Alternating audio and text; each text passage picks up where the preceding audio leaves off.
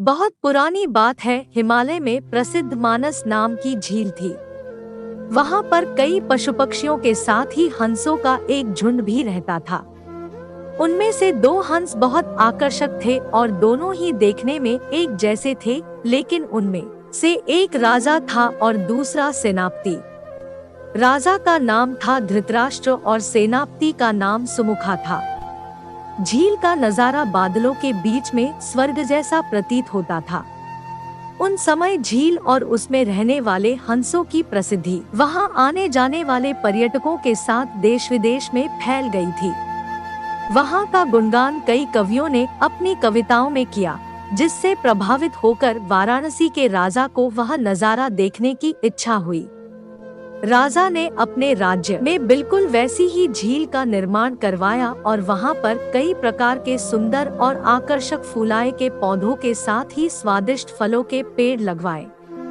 साथ ही विभिन्न प्रजाति के पशु पक्षियों की देखभाल और उनकी सुरक्षा की व्यवस्था का आदेश भी दिया। वाराणसी का यह सरोवर भी स्वर्ग जैसा सुंदर था, लेकिन राजा के मन में अभी उन दो हंसों को देखने की इच्छा थी जो मानस सरोवर में रहते थे।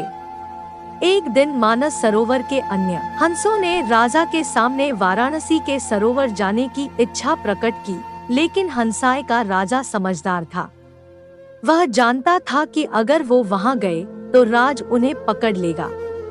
उसने सभी हंसों को वाराणसी जाने से मना किया, लेकिन वो नहीं माने। तब राजा और सेनापति के साथ सभी हंस वाराणसी की ओर उड़ चले।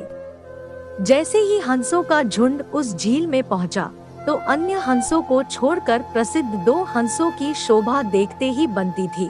सोने की तरह चमकती उनकी चोंच, सोने की तरह ही नजर आते उनके पैर और बादलों से भी ज्यादा सफेद उनके पंख हर किसी को अपनी ओर आकर्षित कर रहे थे। हंसों के पहुंचने की खबर राजा को दी गई। उसने हंसों को पकड़ने की युक्ति सोची और एक रात जब सब सो गए तो उन हंसों को पकड़ने के लिए जाल बिछाया गया। अगले दिन जब हंसों का राजा जागा और भ्रमण पर निकला तो वह जाल में फंस गया। उसने तुरंत ही तेज आवाज में अन्य सभी हंसों को वहां से उड़ने और अपनी जान बचाने का आदेश दिया। अन्य सभी हंस उड़ गए, लेकिन उनका सेनापति सुमुखा अपने स्वामी को फंसा देखकर उसे बचाने के लिए वहीं रुक गया।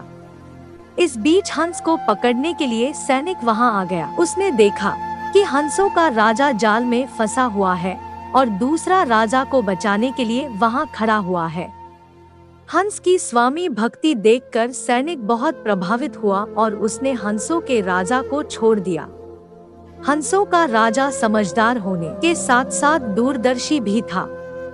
उसने सोचा कि अगर राजा को पता चलेगा कि सैनिक ने उसे छोड़ दिया है तो राजा इसे जरूर प्राणदंड देगा। तब उसने सैनिक से कहा कि आप हमें अपने राजा के पास ले चलें।